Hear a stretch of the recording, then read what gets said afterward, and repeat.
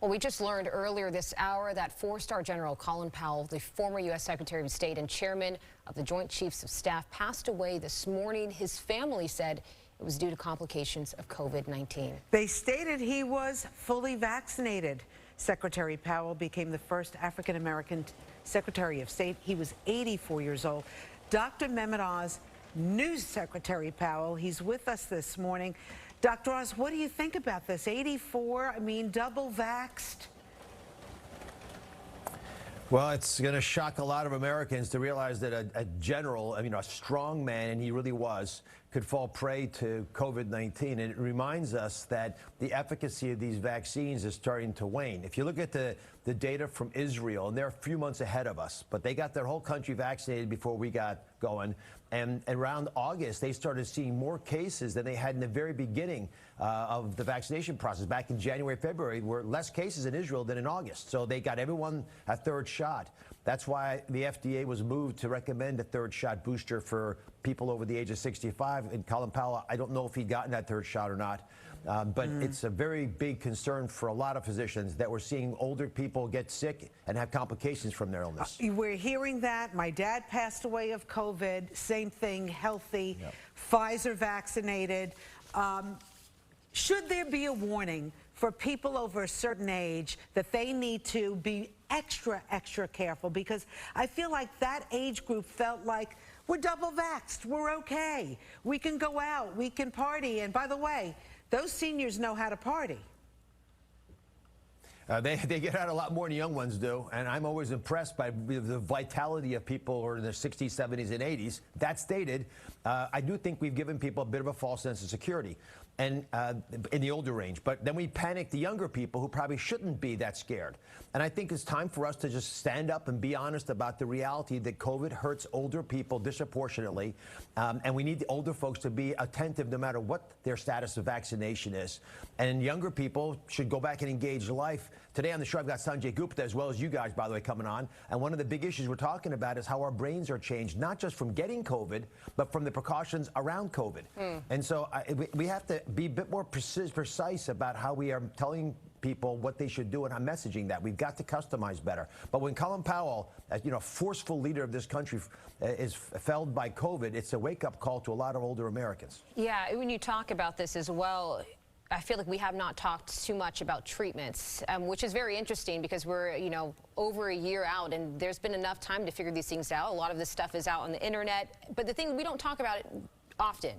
I want to know, number one, why is that? And number two, what treatment should you be asking for once you get COVID? Because at this time, you go to the doctor, they say you get COVID, you go home and rest and drink water. I mean, there's not much else information that you're given. I think this is an example of groupthink. We were laser focused on the vaccine being the main way we'll get out of this pandemic. And I actually think the vaccine is a huge part of that. But you, as a doctor, you don't just give one solution. You look for all the possible solutions. And we were openly disdainful in the media, I think within medicine, certainly within the federal government, openly disdainful of pills. And people take pills. Americans like pills. Molnupiravir is a simple antiviral that Merck just demonstrated. It took them, 20 months because this pill existed before COVID started. But they demonstrated if you take this pill early after your diagnosis, it reduces in half the chance of you getting a hospitalization or dying. And yet it took us, a year and a half plus to prove that, which is inexcusable. The 750 patients who were in the trial, that's 2 people a day were enrolled in this trial. And I think as a nation, we need to get serious about actual treatments. Antibodies generated from the vaccines are important. The cell-based immunity that hopefully is generated is also critical. But we have to have treatments to give people when they get sick, not just a prescription pad saying, hey, listen, you got COVID, good luck. Call me if you get sick.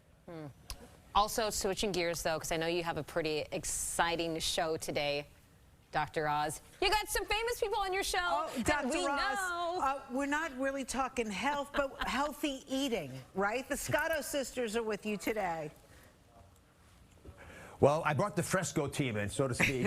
You and your beautiful sister. We had the blast. Listen, you're fun to be around anyway, but put you near food, as you just heard from the prior guest, and it starts to become a big party. So it's and here's the thing: Italian food, fundamentally from the Mediterranean region, is one of the healthiest cuisines on the planet. But it's fun food to eat. It's enjoyable. No one would ever accuse Italians of not having a good time with their meals. So what's the story here? How can you have pasta and all the surrounding accoutrements and have a good time with the wine?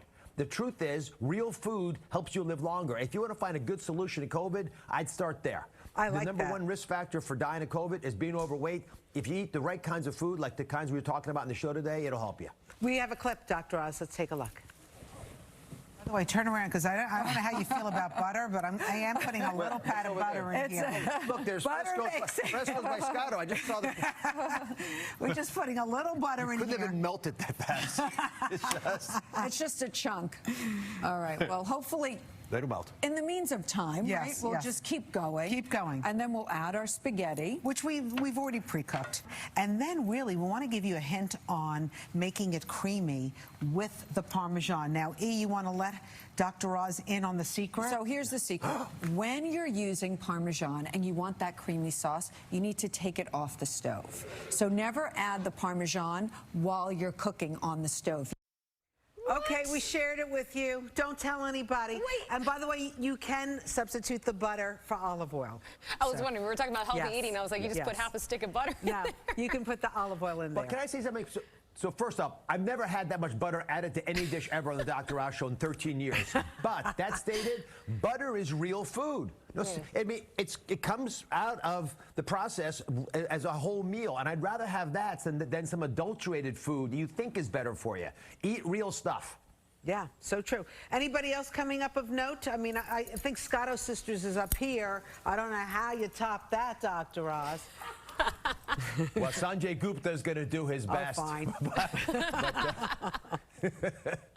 We'll try. We're going to watch you today, 1 o'clock on Fox 5. Dr. Oz, thank you again from the bottom of our hearts. We appreciate it.